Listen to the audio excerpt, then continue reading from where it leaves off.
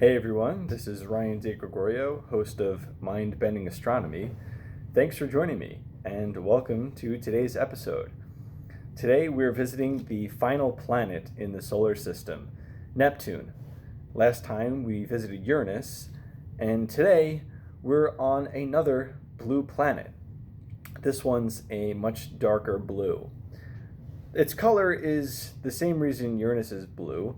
Is because it has trace amounts of methane in its atmosphere, along with the majority of hydrogen and helium. Neptune was originally supposed to be named Oceanus after the ocean because of its deep blue color.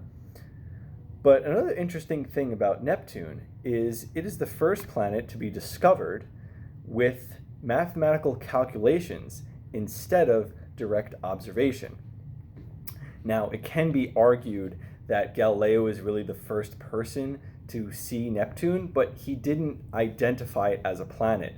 Instead, he thought it was a distant star next to Jupiter. And the reason he thought it was a distant star was it appeared to be stationary. It wasn't moving around like the other planets tracing across the sky.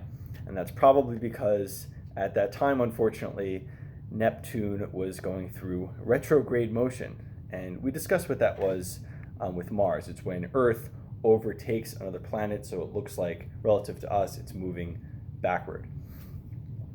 Neptune is the final planet. It's not Pluto, because Pluto was recently reclassified as a dwarf planet. And we'll talk about Pluto in the next episode. But today, we'll focus on something interesting that has to do with Neptune and Pluto's dynamic, which is part of the reason it got kicked out. Neptune is in a gravitational resonance with Pluto. And what that means, it's pretty cool, is that Neptune makes exactly 3 orbits in the same amount of time it takes Pluto to make 2. And they will always coincide this way. And for that reason, Neptune and Pluto are never next to each other. They're always separated by a substantial distance. Neptune also has some incredibly strong winds, and this is probably due to its very rapid rotation. But some of the winds on Neptune's cloud tops can reach speeds of 1,200 miles per hour.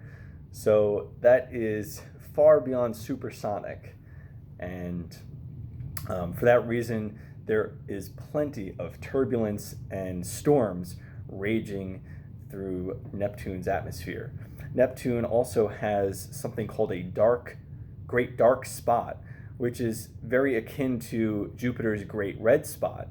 And it's this hurricane, this dark, spiraling hurricane that is rotating in Neptune's cloud bands. And we're unsure of how long it's been going on, but this cyclone is larger than Earth and is just spinning around, causing havoc in Neptune's cloud tops. But there is quite a lot to learn about Neptune because it's so distant, and we only have a few images of it from the Voyager spacecrafts that had flown by, as well as New Horizons. But we're still learning about these icy giants out in the solar system. But that's it for the Jovian planets. Next time we'll move on to Pluto and its companion dwarf planet. So it's not all by itself out there. And we'll see you next time.